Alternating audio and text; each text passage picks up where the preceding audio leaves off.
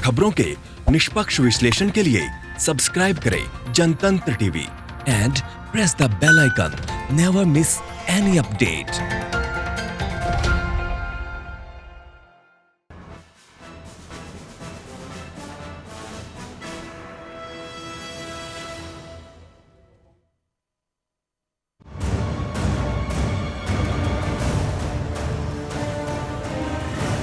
देखिए हमारे बिहार में कितने केसरिया जा सकता है ना फैजुलापुर कोई।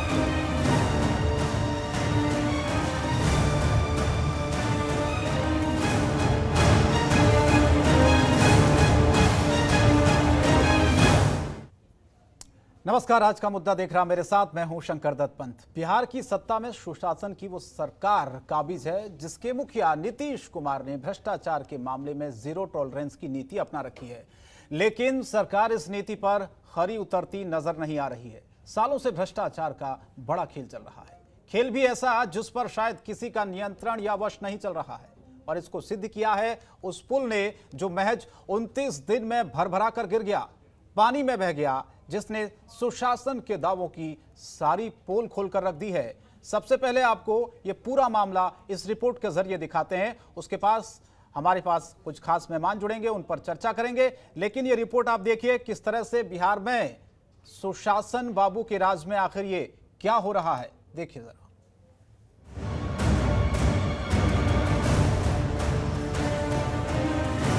देखिए हमारे बिहार में कितने केसरिया जा सकता है ना फैजुलापुर कोई।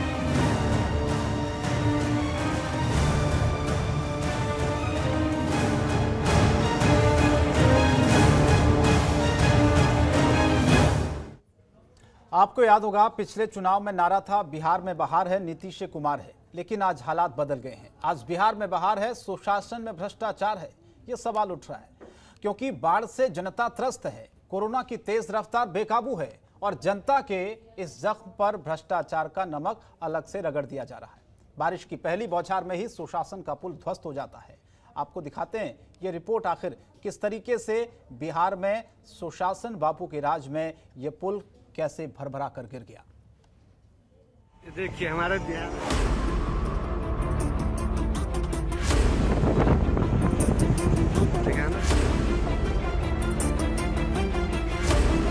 ये जो सत्तरघाट पुल था, शायद ये अपने आप में कीर्तिमान हो। एक पुल जो उद्घाटन के बाद 1 महीने भी नहीं टिक पाया, बारिश की पहली बौछार में ही धराशाही हो गया। ये पुल भ्रष्टाचार की बेशर्म कहानी चीख चीख कर कह रहा है, और बेशर्मी की हद तो पार कर गए बिहार के पथ निर्माण मंत्री जब उन्होंने कहा कि ये तो आम बात है, फिर से सड़क बन जाएगी। दो लोग ये आरोप लगाते हैं कि पुल टूट गया है, वो झूठे हैं, झूठ का पुलिंदा है। सत्तरघाट पुल को कोई नुकसान नहीं पहुंचा है। सत्तरघाट पुल से 2 किलोमीटर गोपालगंज की ओर जो माइनर ब्रिज बना है, उस माइनर ब्रिज का अप्रोच केवल पानी के दबाव में कटा है। केवल इतना ही हुआ है, पुल निर्माण निगम के अधिकारी वहां कैंप कर रहे हैं, पूरे मामले की समीक्षा कर रहे हैं, और जैसे ही पानी का दबाव कम होगा हम उसके निर्माण का काम पूरा करेंगे। 264 करोड़ रुपए का तो चूहा जो है वो जो है बांध को तोड़ देता है। तो हम तो लगातार सवाल उठाते रहे हैं कि नीतीश कुमार जी का जो राज है पूरे तरीके से भ्रष्टाचार का बोलबाला होता है। मंत्री जी ये नहीं बता पाए कि टैक्स देने वाली आम जनता के 264 करोड़ रुपए का क्या होगा। इस पुल को बनाने में 264 करोड़ रुपए खर्च हुए। शायद पुल सड़क निर्माण में ही भ्रष्टाचार की दीमक नहीं लगी है। स्वास्थ्य महकमा भी बद इंतजामी और भ्रष्टाचार के दलदल में फंसा हुआ है।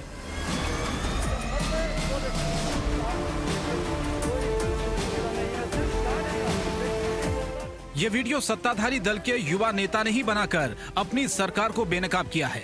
जब मर गए तो देखने गए डॉक्टर साहब, देखिए कोई सुख सुविधा नहीं है, सिर्फ गार्ड है यहाँ, बस देखने के लिए सिर्फ गार्ड है, सिर्फ गार्ड है, डॉक्टर नर्स तो है ही नहीं। लोग बोलता है कि जाएगा ना 2 बजे जब टाइम होगा तब ना जाएगा, जब मरीज मर जाएगा तब गए, मर गया तभी गए वो लोग। नीति आयोग के सीईओ अमिताभ कांत के ट्विटर पर 4 जुलाई को साझा की गई जानकारी के मुताबिक देश के 19 राज्यों में बिहार में टेस्टिंग सबसे कम है। बिहार में महज प्रति 10 लाख पर 2197 टेस्टिंग हो रही है। जबकि उत्तर प्रदेश, झारखंड, तेलंगाना, मध्य प्रदेश सहित अन्य राज्य बिहार से बेहतर स्थिति में हैं। पड़ोसी राज्य उत्तर प्रदेश में जहां प्रति 10 लाख पर 3,798 टेस्ट हो रहे थे, वहीं झारखंड में यह आंकड़ा 4,416 का है। बीते 5 दिनों की जांच का आंकड़ा देखें तो राज्य स्वास्थ्य समिति के आंकड़ों के मुताबिक 11 जुलाई को 9,008, 12 जुलाई को 9,251, 13 जुलाई को 9,129, 14 जुलाई को 10,018, 15 जुलाई को 10,052 सैंपल की जांच हुई। यानी जांच लगातार बढ़ रही है। हमारा ये प्रयास हो रहा है कि हम बेहतर स्वास्थ्य सुविधाएं और व्यवस्थाएं लोगों को दें और हम इस क्रम में जांच करें ज़्यादा से ज़्यादा लोगों का और अस्पताल के अंदर ज़रूरत पड़ने पे इलाज करें। आज 10,000 का भी आंकड़ा बिहार में पार हो गया प्रतिदिन जांच का। आज 10,000 से अधिक सैंपल के जांच। जल भराव की वजह से कई अस्पताल बंद हो गए हैं और जहां कहीं कर्तव्यनिष्ठ डॉक्टर कोरोना सेंटर तक जाने की ठाने हुए हैं, वहां उन्हें तमाम मुसीबतों का सामना करना पड़ता है। कहीं डॉक्टर को ठेला गाड़ी पर सवार होकर अस्पताल पहुंचना होता है, तो कहीं मरीज को खाट पर जैसे तैसे लादकर लोग अस्पताल पहुंचाते हैं। ब्यूरो रिपोर्ट, जनतंत्र टीवी।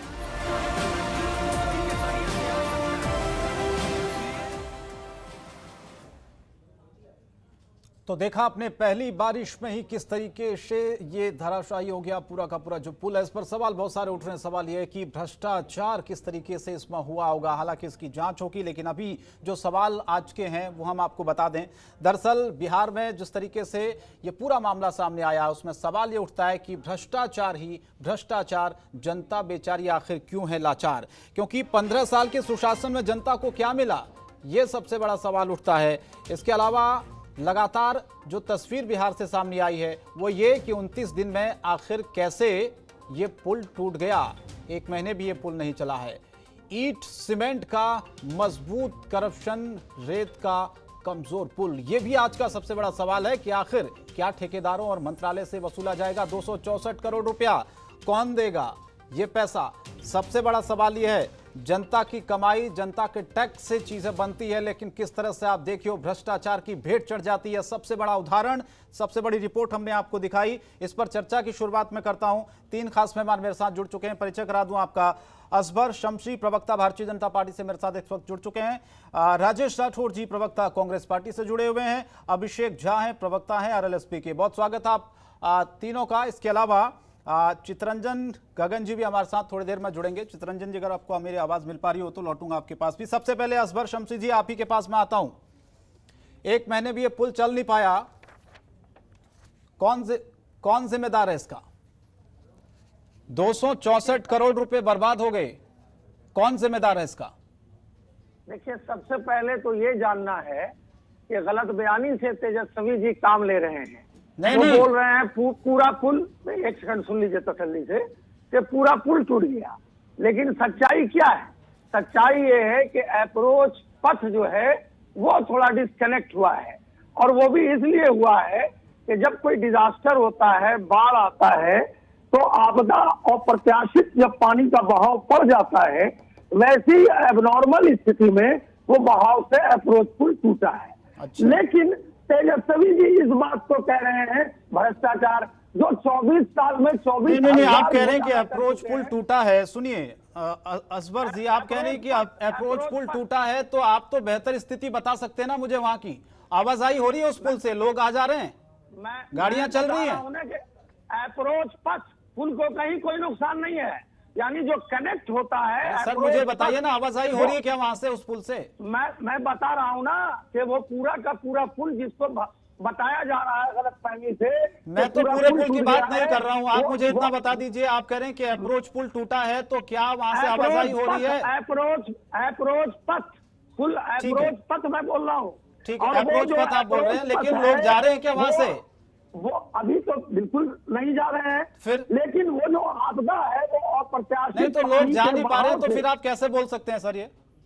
नहीं भाई, वो पूरा एक तरफ तो संपर्क मार्ग टूट चुका है, कई जिलों का संपर्क मार्ग टूट चुका है।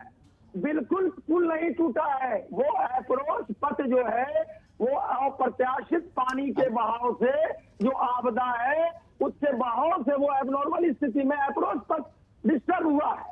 तो सवाल ये पैदा होता है कि इस बात को गलत ट्वीट कर रहे हैं तेजस्वी। गलत कौन कर रहा है, मुझे बताइए कौन गलत कर रहा है? पुल टूट गया। नहीं, मैं तो पूछ रहा हूँ ना आपसे, अगर पुल नहीं टूटा है तो आप वाहनों को चलाइए, लोग क्यों नहीं आ जा रहे हैं वहां से? सवाल तो लोग पूछेंगे ना, फिर आप इस बात को कह रहे हैं कि पुल पूरा नहीं टूटा है।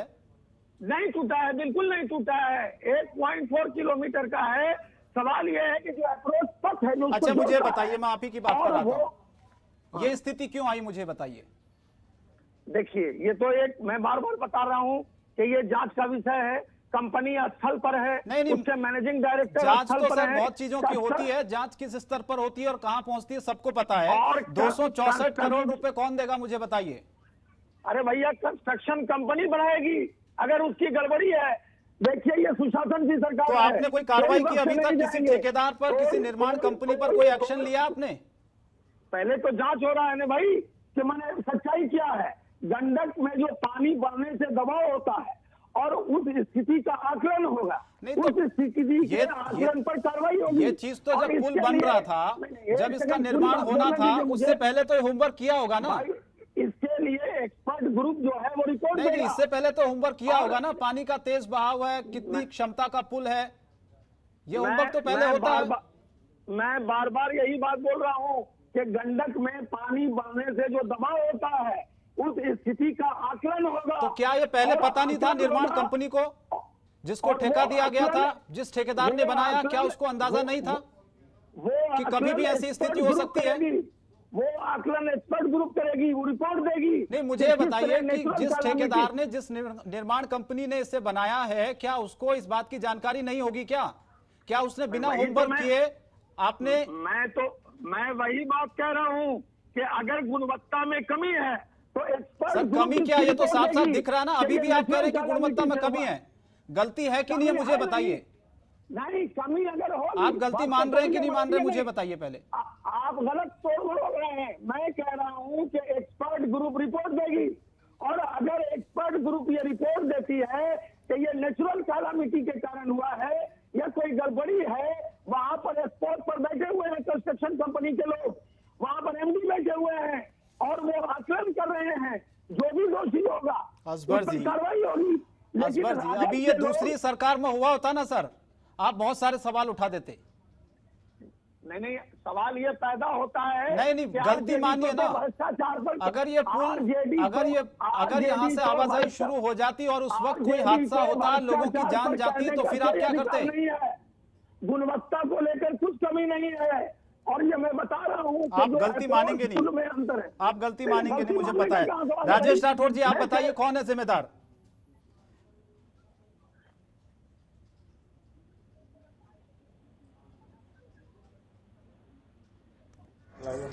राजेश जी, आवाज मिल रही है आपको? चलिए मैं अभिषेक जी के पास जाता हूं। अभिषेक जी, आपको आ रही मेरी आवाज?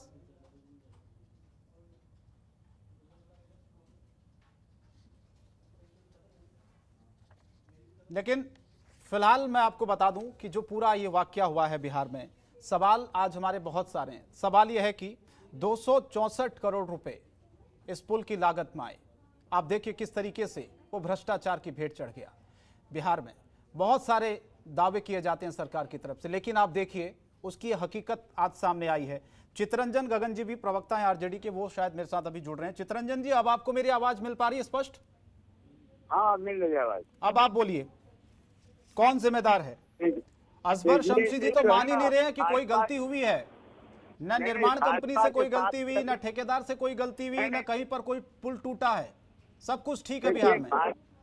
भाजपा के साथी अभी जो बोल रहे थे, इन लोगों का तो यह पेशा है कुतर्क करना, केवल कुतर्क करना कि हाँ अब एक्सपर्ट जांचेगी। पुल बनने के पहले एक्सपर्ट जो है सो सब चीज जांचती है, उसके अनुसार एस्टीमेट बनता है, और उसके बाद इंजीनियर के देख रेख में चाहे जो भी कंपनी हो वो जो निर्माण का काम करती है। सामने फोटो दिखाई पड़ रहा है, आपने सही क्वेश्चन किया कि क्या पुल से लोग गुजर रहे हैं, तो लोग कुतर्क करते हैं। केवल लूटने के अलावा 15 साल में बिहार का बोटी नोचने का काम इन लोगों ने किया है। लूट करने के अलावा कोई भी दूसरा इन लोगों का धंधा नहीं है। केवल लुटेरा इन लोग का, सरकार लुटेरा है। केवल पुल की बात नहीं है। अभी बिहार विधान परिषद के सदस्यों के लिए जो बना है भवन, अभी उसमें गए भी लोग नहीं है, सारे लोग, और वह क्यों रहा है। यह जो म्यूजियम बनाया गया, इतना प्रचार किया गया, पटना का एकदम ऐतिहासिक जगह इसको बना रहे हैं, टूरिस्ट आएंगे, बना वह क्यों रहा है, उसकी हालत देखिए। तो केवल इन लोग जो है सो निर्माण के नाम पर जनता का पैसा लूटने का काम इन लोग किया है। केवल विज्ञापन के माध्यम से और बयानबाजी के माध्यम से और कुतर्क के माध्यम से लोगों को गुमराह करने का काम किया है। 15 साल में बिहार को लूट कर इन लोगों ने बर्बाद कर दिया। इन लोग जो साइकिल पर चलते थे, आज जैसे 5-5, 10-10 करोड़ एक गाड़ी पर चल रहे हैं और भाषण देते हैं। ठीक है, अब मैं आता हूं आपके पास। अभिषेक झा जी, आपको आवाज आ रही ना मेरी? अब जी मिल रही है आवाज जी। असबर शम्सी बोल रहे हैं कि कोई पुल नहीं टूटा है, सब कुछ ठीक है। अभी तक न किसी ठेकेदार पर कार्रवाई हुई है, न किसी निर्माण कंपनी पर कोई कार्रवाई हुई है। आप मुझे बताइए, 264 करोड़ रुपए अगर बर्बाद हुए तो कौन देगा? ये तो जनता का पैसा है ना। ये बड़ी हास्यास्पद, आप इसको हल्के में नहीं ले सकते सर, बहुत बड़ा मुद्दा है। निश्चित रूप से बड़ी हास्यास्पद सी बात है कि भाजपा के जो हमारे साथी हैं, मैं उनका बड़ा सम्मान करता हूं व्यक्तिगत तौर पर, लेकिन वे कह रहे थे कि पुल नहीं टूटा है, पहुंच पथ टूटा है। अरे एक बात बताइए कि हम अपने घर में पूरा खाना बनाकर रखे रहें, लेकिन हमारे घर के सामने की सड़क टूट जाए और हम कहें कि हमारे घर में खाना है, लेकिन खाना हम आपको नहीं दे पाएंगे। क्यों नहीं दे पाएंगे? क्योंकि आप उस जगह तक पहुंच ही नहीं पाइएगा। अरे पुल टूटा या पुल का पहुंच पथ टूटा, कुछ भी टूटा, जिम्मेदारी पूरी तरीके से सरकार की ही है। लोगों ने अपने टैक्स का पैसा सरकार को दिया था और उस पैसे की बंदरबाट हुई है।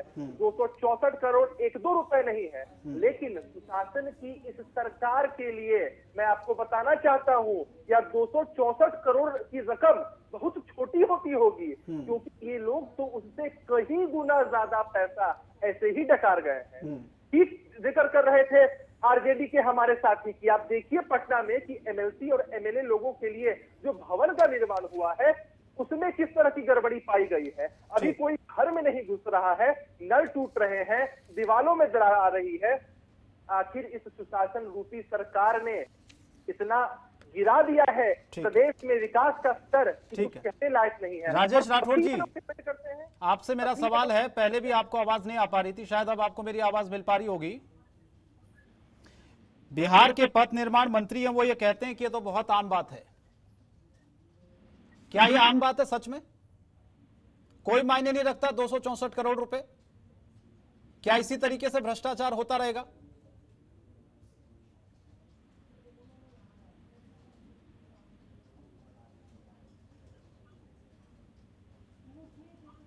चलिए, मैं आपके पास, असबर जी मैं आपके पास आता हूं। पथ निर्माण मंत्री ये बोलते हैं कि ये आम बात है, फिर से सड़क बन जाएगी। आप लोगों को ये बहुत छोटी बात लग रही क्या सर? फिर तो जनता पूछेगी ना, फिर तो आदत पड़ गई है इस तरीके के भ्रष्टाचार करने की। कि आप ही बोलेंगे या मुझको बोलने देंगे? मेरा जवाब भी तो आप मेरे सवाल का जवाब दे ही नहीं रहे। मैंने पहले भी आपसे सवाल पूछे थे। मैं आपके सवाल का जवाब दे रहा हूँ। जब कोई नेचुरल कालामिटी होती है, नहीं मुझे बताइए कि 264 करोड़ रुपए जो मंत्री बोल रहे हैं कि आम बात है, फिर से बन जाएगा, क्या वो अपनी जेब से देंगे? जब कोई नेचुरल कालामिटी होता है, जब कोई डिजास्टर होता है, जब रोड का कटाव होता है, अप्रत्याशित पानी के बढ़ने से, तो इस तरह की घटनाएं होती हैं। अब सवाल ये पैदा होता है कि कंपनी स्थल पर है, एमडी स्थल पर है, कंस्ट्रक्शन कंपनी जो है वो भी वहां पर है, और ये देखा जा रहा है कि गंडक में पानी बढ़ने से जो दबाव हुआ है और वो किस हालत में हुआ है। अगर जो दोषी होंगे उन कंस्ट्रक्शन कंपनी पर कार्रवाई होगी। मुझे बताइए 264 करोड़ रुपए जो मंत्री ये बोल रहे हैं कि आम बात है, आप भी समर्थन कर रहे हैं, पूरा बिहार की जनता देख रही है आपको। अगर बाढ़ आ जाएगा, दिल पर हाथ रख के बोलिए, क्या ये सही बात है? नहीं, अगर 264 करोड़ रुपए बर्बाद हो गया और आपके लिए आम बात हो रही है?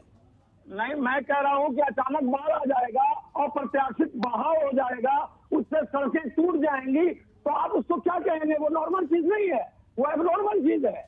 अगर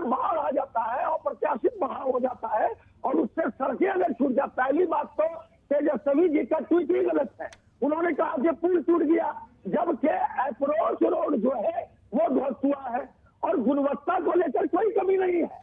अप्रोच पथ जो है, पुल में जो अंतर है वो पथ टूटा है, लेकिन आरजेडी भ्रष्टाचार पर बोल रहे हैं। आरजेडी को भ्रष्टाचार पर बोलने का कोई अधिकार नहीं है, उनको अपने गर्भ में झांक के देखना चाहिए। क्यों न बोले? हमारे आरजेडी के साथी कह रहे थे, बोलेंगे ना सर, सवाल पूछेंगे आप लोगों से। वो जंगल राज को याद करें, किस तरह से अपहरण उद्योग था, और वो जरा सा देखेंगे ये जो एक परिवार की पार्टी है, तो वो एक परिवार की पार्टी ने किस प्रकार चपरासी के बहाली में पैसे लिए, फ्लैट्स लिए, फर्जी कंपनियां बनाई, और वो आज भ्रष्टाचार पर बोल रहे हैं। उन्हें अपने गरिमा में झांक के देखना चाहिए।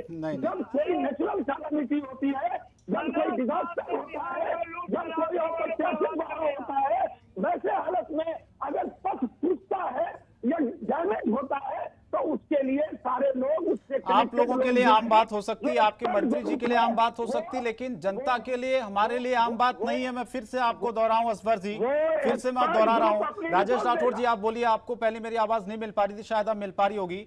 अभी भी असवर जी यही बोल रहे हैं कि आम बात है, नॉर्मल सी चीज है, हो जाता है ये सब कुछ।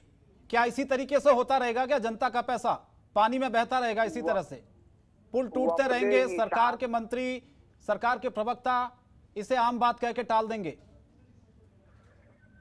भारतीय जनता पार्टी और नीतीश कुमार जी के जो 15 साल 20 सालों की जोड़ी है, उस हिसाब से वो ठीक ही बोले हैं कि उनके लिए लाखों करोड़ रुपए का घोटाला आम बात है। क्योंकि उन्होंने अपने 5-6 साल के कार्यकाल में ही अरबों रुपए के आवास बनाए हैं, कार्यालय बनाए हैं, तो उनके लिए आम बात हो सकता है, लेकिन उस जनता के लिए आम बात नहीं है जो उस सड़क से इस पार से उस पार जा रहे थे।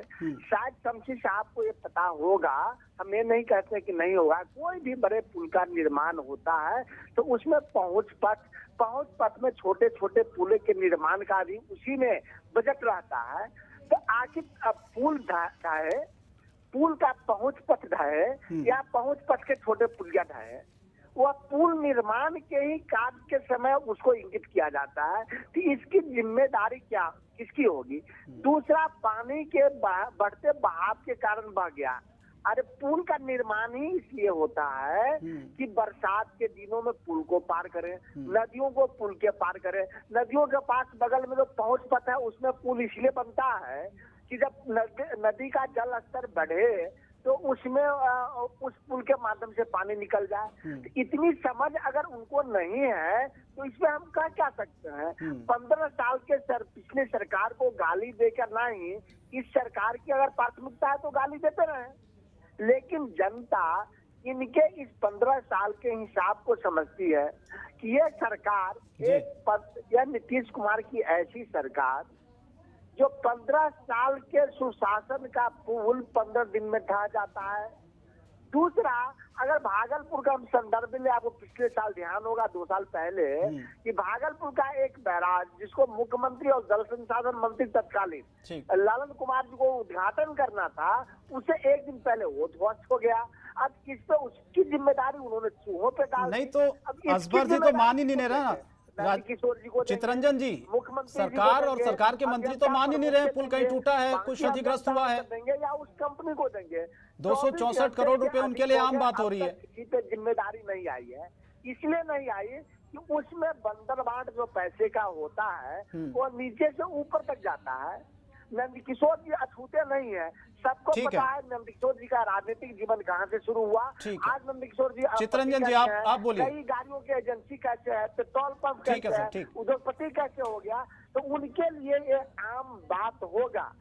सरकार तब बने या अब बने, पथ निर्माण उन्हीं के पास रहेगा। तो कहीं ना कहीं इसमें दाल में तो दाल में काला नहीं, काला ही दाल है। तो हम अब इस पे जनता भी बहस नहीं करना चाहती, समय का इंतजार है। ठीक है, दाल में काला है, पूरी दाल काली, ये दिख ही रहा है सबको, लेकिन सरकार और उनके मंत्रियों को लग रहा है कि बिल्कुल आम बात है। 264 करोड़ रुपए बर्बाद हो गए हैं। असवर जी, मैं आप ही के पास आता हूं। ये तो पुल की बात आप नहीं मानेंगे, इस बात को भी शायद आप नहीं मानेंगे, लेकिन मैं आपको उदाहरण दे देता हूं। सबसे पहले जेडीयू की युवा इकाई के प्रवक्ता अमित कुमार, आप जानते होंगे, उन्होंने आपकी स्वास्थ्य व्यवस्था को आईना दिखाया है, यानी कि आपको भी आईना दिखाया है ये वीडियो मैं सबसे पहले दिखा देता हूं दर्शकों को, आप भी ध्यान से सुनिएगा, फिर मैं आपसे सवाल लूंगा। नहीं, सुबह 7 बजे से मैंने भर्ती कराया था और कोई देखने नहीं आया। देखिए डॉक्टर चैम्बर ले जा रहा हूँ, कोई नहीं आया देखने के लिए, नहीं नर्स, नहीं कोई, नहीं इंचार्ज का नाम बताया जाता है, नहीं कुछ बताया जाता है। इसी कारण कोई देखने नहीं आया। जब मर गए तो देखने गए डॉक्टर साहब। देखिए कोई सुख सुविधा नहीं है, सिर्फ गार्ड है यहाँ, बस देखने के लिए सिर्फ गार्ड है, सिर्फ गार्ड है, डॉक्टर नर्स तो है ही नहीं। लोग बोलता है कि जाएगा ना 2 बजे जब टाइम होगा तब ना जाएगा, जब मरीज मर जाएगा तब गए, मर गया तभी गए वो लोग। जिस तरह की परिस्थिति है देखिए आप लोग। आरसीपी सर आज युवा कर आ रहे थे, बहुत बार फोन किए, वहां भी कोई सुविधा नहीं। हम प्रवक्ता जनता दल यूनाइटेड से युवा से बोल रहे हैं। तो सुना आपने पूरा वीडियो, किस तरह से बिहार में स्वास्थ्य सेवाएं बदहाल है लेकिन सरकार मानती नहीं है। लेकिन ये हकीकत आप देखिए, ये वीडियो इसीलिए हमने आपको दिखाया है ताकि जनता को भी पता चल सके वादों और दावों में कितनी सच्चाई है, कथनी और करनी में कितना फर्क है। असबर जी जवाब दीजिए, इनको तो आप जानते ही होंगे, अमित कुमार हैं, जेडीयू के युवा इकाई के प्रवक्ता हैं। अब वीडियो आपने देखा पूरा? देखिए मैं तो साफ साफ बात बोल रहा हूँ कि हमारे डॉक्टर जो हैं वो कोरोना वॉरियर है। और जिस अरे सर वो छोड़िए ना, अस्पताल में डॉक्टर ही नहीं है। पहले पूरी बात तो सुनिए, या तो फिर आप ही बोलिए। आप मेरे सवाल का जवाब दीजिए। नहीं मैं आपके सवाल का ही जवाब दे रहा हूं। ये वीडियो देखा आपने? नहीं मैं आपके सवाल का ही जवाब दे रहा हूँ। नहीं दे रहे ना। आज इतनी बड़ी आपदा पूरे विश्व में, पूरे देश में। अरे सर अस्पताल में एक डॉक्टर नहीं है, एक नर्स नहीं है, आप मेरे सवाल का जवाब कहाँ दे रहे हैं बताइए? क्या बात कर रहे हैं? रोज 10,000 से ज्यादा सैंपल। अच्छा मुझे बताइए, वीडियो झूठा है? ये वीडियो झूठा है? 78% है, 10,000 से ज्यादा सैंपल की जांच हो रही है। सर पीएमसीएच का ही हाल है, पीएमसीएच का हाल है। एम्स में कितना बड़ा अस्पताल आप जानते हैं, और यहाँ पर स्थिति आप देखिए। पटना के एम्स में कोरोना वैक्सीन का ट्रायल शुरू हो चुका है। आपको मैंने जो वीडियो दिखाया, आपके पटना नहीं, आपको मैंने जो वीडियो दिखाया, अमित कुमार ने, अमित कुमार उसमें बोल रहे हैं। अरे अमित कुमार जो बोल रहे थे तो ठीक है, प्रजातंत्र है, सबको बोलने का नहीं तो दिख रहा ना हमें। फिर आप क्यों दावे करते हैं कि स्वास्थ्य सेवाएं बेहतर है? आप मानिए ना फिर गलती सरकार की, आप मानिए कि स्वास्थ्य सेवा बदहाल है। आप ये क्यों नहीं मान रहे हैं कि 10,000 से ज्यादा सैंपल के जांच हो रहे हैं? 78% रिकवरी। मैं मान रहा हूँ, बिल्कुल मान रहा हूँ और तारीफ भी करता हूँ सरकार की। लेकिन गलतियां हैं, डॉक्टर नहीं है, नर्सें नहीं है, वहां पर अस्पताल में सुविधाएं नहीं है, तो मरीज की जान जाएगी तो कौन जिम्मेदार होगा? पटना के एम्स में कोरोना वैक्सीन का पीएमसीएच की मैं तस्वीर दिखा रहा हूँ आपको, पटना एम्स का मैंने सवाल ही नहीं पूछा आपसे। ये वीडियो मैंने आपको दिखाया, पीएमसीएच का ये हाल है। एम्स में 15 साल से 55 मेरा सवाल आप सुन नहीं रहे। शुरू हो गया। नहीं आप मेरा सवाल ही नहीं सुन रहे हैं। मैंने आपको वीडियो दिखाया, पटना के पीएमसीएच का मेडिकल कॉलेज का वीडियो है। मैंने बोला जेडीयू की युवा इकाई के प्रवक्ता अमित कुमार ने वीडियो बनाया। उन्होंने कहा कि न डॉक्टर है न नर्स है, अस्पताल में लाशें पड़ी हुई है, जगह जगह देखने वाला कोई नहीं है। ये क्या हो रहा है सर? मैंने क्या कहा? कोरोना काल में ये व्यवस्थाएं हैं क्या अस्पताल में आपकी? पूरे बिहार में जिस प्रकार से डॉक्टर काम कर रहे हैं, आज पूरे बिहार में जिस तरह प्रशासन, इस अस्पताल में डॉक्टर क्यों नहीं थे आप मुझे बताइए? उन्होंने बाकायदा आप एक आध एग्जाम्पल को लेकर के पूरी सरकार को नहीं घेरे में ला सकते हैं। स्वास्थ्य व्यवस्थाओं की जिम्मेदारी किसकी है? आपकी सरकार की है या नहीं है? आप इस बात को क्यों नहीं मान रहे हैं? स्वास्थ्य व्यवस्थाओं की जिम्मेदारी आपकी आप नहीं मानेंगे, मुझे पता है। चितरंजन जी आप बोलिए, ये बिहार की बदहाल तस्वीर है स्वास्थ्य व्यवस्था की, आप तो बहुत अच्छे से जानते हैं। नहीं मानेंगे असबर जी, नहीं मानेंगे, मुझे पता है। उनके पास एक भी सवाल का जवाब नहीं है मेरा आज। चितरंजन जी आप बोलिए, आपको मेरी आवाज आ रही है तो। देखिए शमशी साहब के बारे में मैंने कहा ना कि ये लोग केवल कुतर्क करेंगे, कोई तथ्य पर बात नहीं करेंगे, विरोधी दल से सवाल पूछेंगे, सवाल इनसे पूछिएगा तो जवाब नहीं देंगे। इन लोग का यही है। आज स्वास्थ्य विभाग की जो स्थिति है आपने सुनाया, अभी जनता दल यू के नेता का जो उन्होंने वीडियो दिखाया। अभी कल एक आया था जो मैंने क्वारंटाइन सेंटर बनाया हुआ है जहाँ पर कि कोरोना वायरस से प्रभावित संक्रमित लोगों का इलाज होता है। वहाँ पर डॉक्टर जो है तो ठेला पर जा रहा है। यह स्थिति है। 2 डॉक्टर हमारे शहीद हो गए। डॉक्टर को और जो स्वास्थ्य कर्मी हैं उनको ये लोग सही ढंग से किट उपलब्ध नहीं करवा रहा। बेड की व्यवस्था नहीं है, कहीं कोई देखने वाला नहीं है, सारा भगवान भरोसे छोड़ दिया गया है, कहीं कोई पूछने वाला नहीं है। इतना पूरे बिहार के मेडिकल कॉलेज में 50% बेड रिजर्व किया गया है। पूरे बिहार के मेडिकल कॉलेज में कोरोना के लिए 50% बेड रिजर्व किया गया है और पटना के एम्स हॉस्पिटल को स्पेशली फॉर कोरोना पेशेंट रखा गया है। क्या हमारे बिना मतलब के कुछ तर्क करते हैं? एक इनका तर्क है, देखने नहीं किया, पूछने नहीं गया। आ रहा हूँ अभिषेक जी, आ रहा हूँ। बिहार में कोरोना से प्रभावित जो लोग हैं किस ढंग से रह रहे हैं। रिकवरी हो रही है, ये कुतर्क है। 78% रिकवरी हो रही है, ये कुतर्क है। 10,000 से ज्यादा प्रतिदिन जांच हो रही है, ये कुतर्क है। पटना के मेडिकल कॉलेज हॉस्पिटल के 50% को कोरोना के लिए रखा गया, ये कुतर्क है। इस पर सवाल कीजिए। अरे आप जांच करवा रहे हैं, 15%, 16% लोग पॉजिटिव निकल रहा है। रिकवरी रेट जो था, जो राष्ट्रीय स्तर पर रिकवरी रेट था, आज उसे काफी पीछे आप चले गए हैं। बिना मतलब कि आप बात कर रहे हैं, झूठा बोल के लिए तो लोग गुमराह कर रहे हैं। मैं नहीं बोल रहा हूँ, आपके नेता गलत बोल रहे हैं, आपके नेता गलत बोल रहे हैं। आप बर्बाद कर रहा हूँ, बोलना, झूठ की खेती करते हैं आप लोग। बोल रहे हैं, 15 साल में शिक्षा सवाल, कुछ रहा है।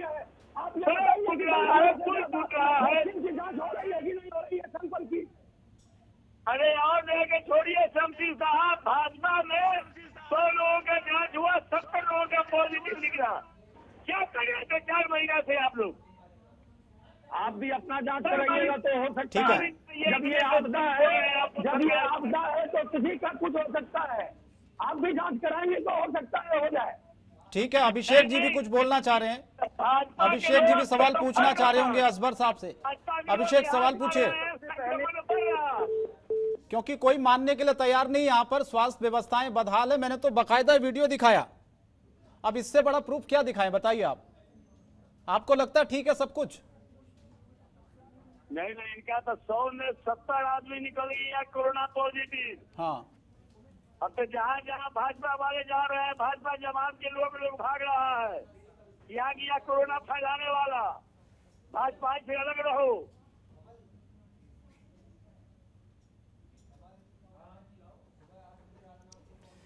ठीक है राजेश राठौर जी, मैं आपके पास आता हूं।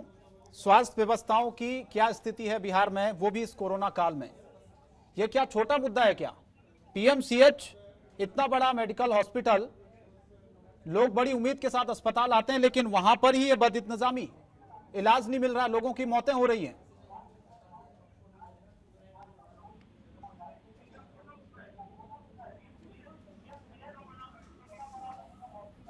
जनता के लिए बड़ी प्रमुख बात है कि भाई ऐसे हालातों में जहां हर को मिलके कोरोना से लड़ना था, लेकिन भारतीय जनता पार्टी और नीतीश कुमार ने जिस प्रकार से कोताही बरती, जिस प्रकार की इन्होंने गंभीरता से नहीं लिया, बार बार फरवरी के प्रथम सप्ताह से ही आगाह हमारे माननीय नेता राहुल गांधी जी कर रहे थे भारत सरकार को।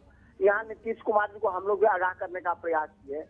उन्होंने मार्च के पहले सप्ताह में, उनका विधानसभा चल रहा था, सदन में नीतीश कुमार जी कहे कि मास्क पहन के अपने विधायकों को बोले कि मास्क पहन के लोगों को डराइए नहीं। अब वही नीतीश कुमार आप कह रहे हैं कि बिना मास्क पहने चलेगा तो फाइन लेंगे। तो इनकी समझ छोटी है, इनको अंदाजा नहीं था। आज जिनको अंदाजा था उनकी बात मानते नहीं है। अभी अमित शाह जी, गृह मंत्रालय और स्वास्थ्य मंत्रालय की जिम्मेदारी सबसे बड़ी होती है किसी भी आपदा के वक्त में। 2 महीने तक माननीय गृह मंत्री किसी को दिखाई नहीं दिए। 2 महीने के बाद अवतरित हुए तो वर्चुअल रैली के साथ भाजपा कार्यालय में के कई जगह उन्होंने ही कहा था कि 72,000 बूथों पे वर्चुअल रैली हुआ है, सभी जगह 30-40 लाख लोग बैठे थे, ऐसा उन्होंने कहा। कुछ ही जगह बैठे होंगे। आज हालात ऐसा हो गया कि भारतीय जनता पार्टी के लोगों को देख के लोग भाग रहा है। भारतीय जनता पार्टी के माननीय प्रदेश अध्यक्ष सहित तमाम सैकड़ों लोग संक्रमित हो गए, जबकि कई के नाम छुपाए जा रहे हैं। हम सबको स्वस्थ होने की कामना करते हैं, लेकिन हालात क्या हो गया, क्यों नहीं संभलते हैं लोग? क्यों कोरोना के काल में बिहार के लोगों को ढकेल दिए ये लोग?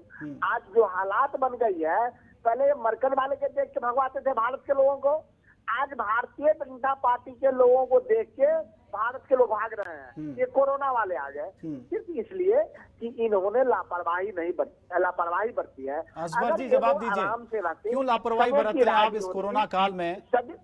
अब आपको लग रहा होगा मैं सवाल पूछ रहा हूं, लेकिन राजेश राठौड़ जी ने भी यही सवाल आपसे पूछा है। देखिए, इन लोगों को भारतीय जनता पार्टी का एक फोबिया है। भाई अगर जांच हो रही है और लोग पॉजिटिव हो रहे हैं तो उसका इलाज होगा। ये लोग तो पहले सांप्रदायिकता फैला रहे हैं, यहाँ जमात की बात को ला रहे हैं। मैं कहता हूँ कि आरजेडी वाले लोग ये जमात की बात को यहाँ पर कोरोना से जोड़कर सांप्रदायिकता बिहार में फैलाना चाहते हैं, जो इनकी राजनीति है। लेकिन अब ये इनकी राजनीति सांप्रदायिकता वाली ये नहीं चलेगी, एमओवाई की राजनीति अब सुशासन पर चलेगा। काम जो होगा, विकास जो होगा, ये वर्चुअल रैली से घबरा रहे हैं। आप जानते हैं भूगोल विद्यार्थी का बस्ताबारी, तेजस्वी जी कहते हैं चुनाव नहीं हो। अरे जो स्टूडेंट पढ़ने में कमजोर होता है वही चुनाव में डेट बढ़ाने की बात करता है, वही डेट बढ़ाने की बात करता है। जो स्टूडेंट पढ़ने में कमजोर होता है ये क्यों भाग रहे हैं चुनाव से? ये क्यों वर्चुअल रैली से घबरा रहे हैं? ये क्यों बोलते हैं कि चुनाव? अरे भाई चुनाव होगा कि नहीं होगा ये चुनाव आयोग तय करेगा। इनको न चुनाव आयोग पर भरोसा है, न इनको संविधान पर भरोसा है, न इनको न्यायालय पर भरोसा है, न इनको ईवीएम पे भरोसा है। अगर ईवीएम में इनका रिजल्ट खराब होता है तो कहते हैं ईवीएम को इन्होंने हैक कर लिया। अगर न्यायालय इनके खिलाफ जजमेंट देता है तो न्यायालय के बारे में बोलते हैं। इनको किसी चीज पे भरोसा नहीं है और आने वाले चुनाव में इनका सफाया हो जाएगा और 200+ से एनडीए जीतेगी। चितरंजन जी जवाब दीजिए। विनाश होगा। तेजस्वी यादव तो बार बार सवाल उठाते रहे हैं कि काम नहीं हो रहा है, चाहे वो स्वास्थ्य व्यवस्था को लेकर हो, चाहे वो कोरोना को लेकर हो, चाहे वो भ्रष्टाचार को लेकर हो। लेकिन असबर जी तो बोल रहे हैं कि आने वाले टाइम में चुनाव है, जनता जवाब देना जानती है और जनता जवाब देगी।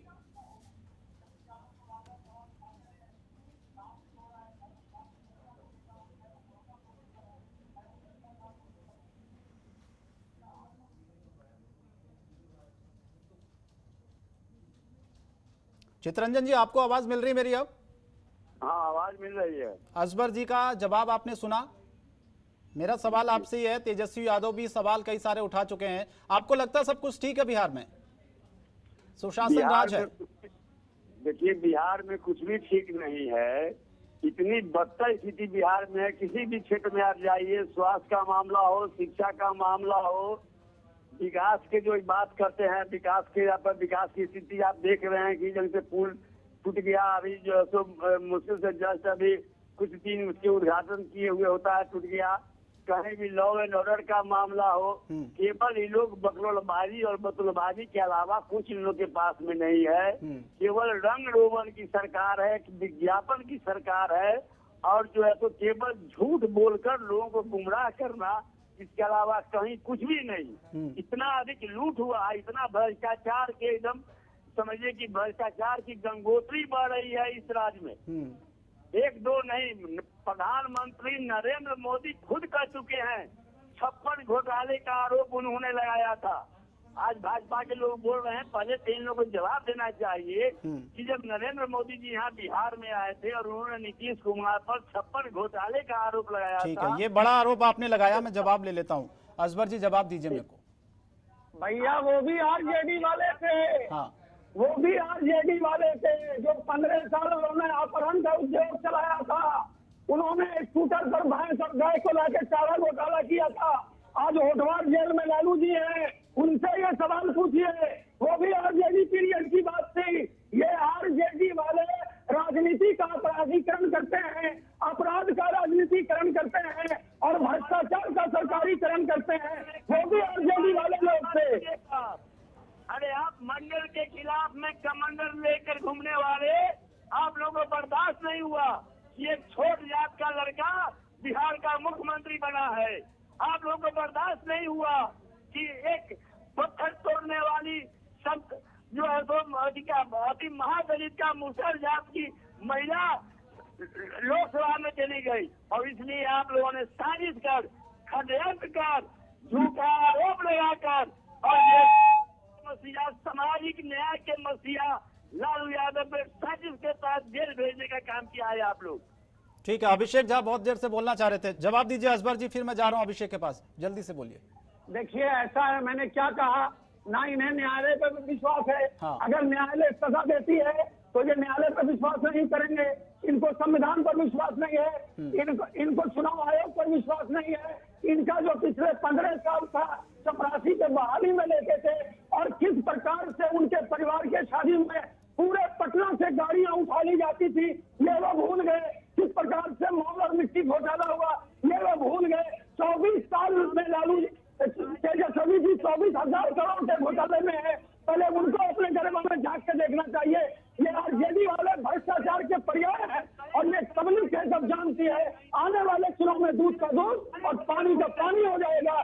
जिस तरह 40 में 39 सीट एनडीए जीती है, उसी प्रकार से आने वाले चुनाव में विकास और विनाश की बात होगी और विकास जीतेगा और तू जीतेगा। भाजपा के नेता को नहीं पैदा कर सका जिसके चेहरा दिखा कर वोट ले। आज भाजपा के पास एक नेता नहीं है जिसको मुख्यमंत्री के रूप में प्रोजेक्ट करे। ठीक है अभिषेक झा, आप बताइए, सब कुछ ठीक है तो फिर आप सवाल क्यों उठा रहे हैं? फिर तो आरोप लगेगा ना, चुनाव आते हैं आप लोग राजनीति करनी शुरू कर देते हैं। देखिए सब कुछ ठीक कैसे हो सकता है? हाँ। हमारे भाजपा के साथी अफजल शमसी साहब कह रहे थे कि 79% रिकवरी रेट है बिहार में। मैं इनकी जानकारी को ठीक कर देना चाहता हूँ कि 71% से भी गिर चुका है रिकवरी रेट। अरे साहब, वो चेहरे के पीछे का चेहरा तुम्हारा हमें भी पता है, तुम्हें भी पता है। तुम्हारी सियासत के पीछे का असली नजारा तुम्हें भी पता है, हमें भी पता है। आप जिस तरह से रिसोर्सेज की बर्बादी पूरे बिहार में कर रहे हैं, घोटालों को बढ़ावा दे रहे हैं और तब अब आप डिफेंड कर रहे हैं। अरे अगर आप आरजेडी के इतने ही खिलाफ है तो क्यों आप उस पार्टी के साथ है, जेडीयू के साथ है, जिन्होंने आपको धोखा देकर आरजेडी के साथ जाने का काम किया था। जनादेश जब आरजेडी के साथ मिला था तो वापस नीतीश कुमार जी को अपनी गोद में बैठाने में आपको तो तनिक भी संकोच नहीं हुई कि अगर आरजेडी के लोग भ्रष्टाचारी हैं तो उनसे गड़बड़ियां करके आए थे नीतीश कुमार। असबर जी, आप ही बोलते थे ना जंगल राज है, फिर क्यों हाथ मिलाया आपने? जब इस बात को जदयू ने समझा कि आरजेडी का बार बार उनके मुख्यमंत्री ने तेजस्वी जी जवाब दें घोटालों पर, तेजस्वी जी घोटालों पर जवाब दें के लोगों ने जनाब आपको बड़का झूठा पार्टी करप्शन और बड़का टॉलरेंस रखती है। एनडीए क्राइम करप्शन और कांग्रेस ऊपर 0 टॉलरेंस रखती है, इसीलिए उन्होंने अपमान किया है। तेजस्वी जी को कहा, मैं याद दिलाना चाहता हूँ, इन लोगों ने विश्वासघात दिवस मनाया था नीतीश जी के जाने पर, और जब नीतीश जी वापस चले आए तो ये लोग कह रहे हैं कि उन्हें अपनी गलती का एहसास हो गया है। ऐसा नहीं हो सकता है। चितरंजन जी कुछ बोलना चाह रहे हैं, बोलिए। चितरंजन जी बोलिए आप। असबर जी ने जो सवाल अभिषेक झा ने उठाया है, 20 महीना तेजस्वी यादव रहे हैं, डिप्टी सीएम और मंत्री रहे हैं, पथ निर्माण विभाग उनके मातहत रहा है।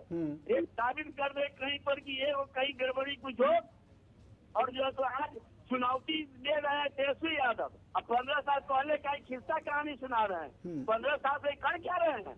15 साल से केवल लालू यादव का भय दिखाकर राजद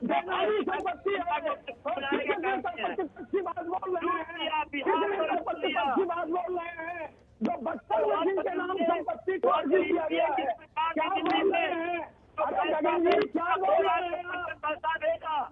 अरे तेजस्वी जी बचपन में ही हजारों करोड़ के मालिक थे, कैसी बात आप कर रहे हैं? किस भ्रष्टाचार की बात कर रहे हैं? कौन सा कानून किताब पढ़े, क्या फेसबुक बनाते हैं लोगों को? आपको नहीं होता है?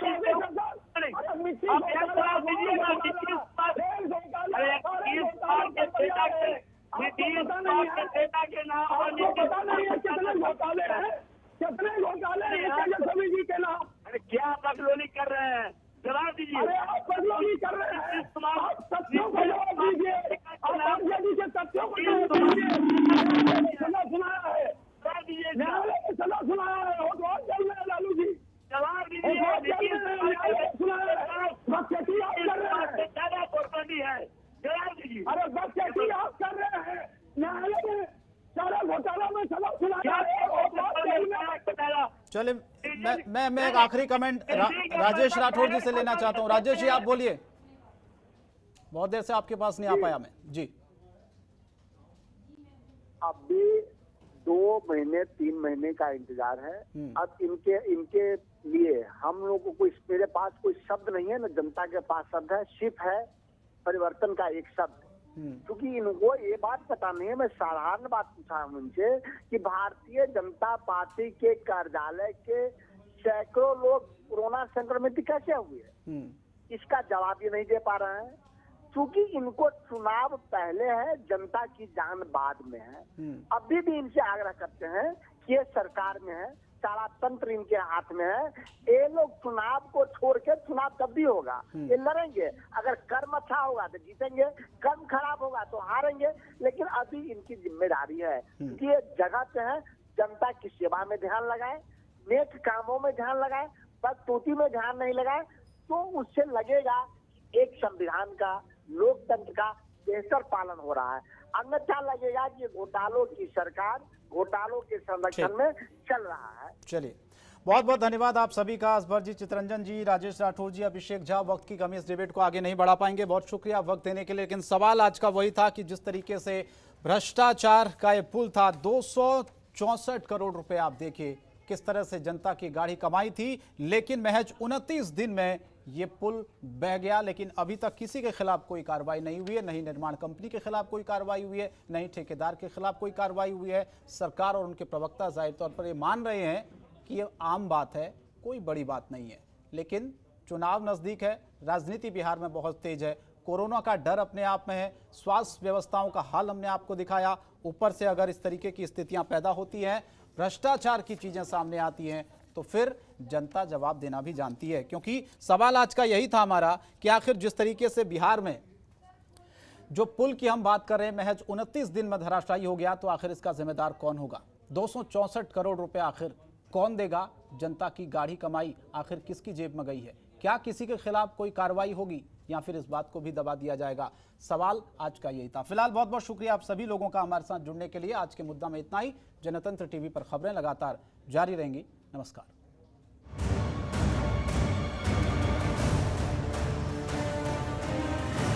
देखिए हमारे बिहार में केसरिया जा सकता है ना फैजुलापुर को।